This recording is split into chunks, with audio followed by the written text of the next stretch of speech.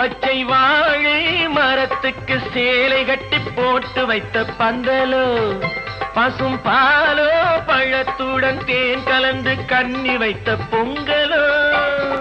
சொன்னால் தெரிவதில்லை எதுவும், அதை உன்னால் தெரிந்து கொள்ள உதவும்.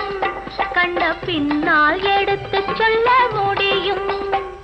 I love you, I love you, I love you.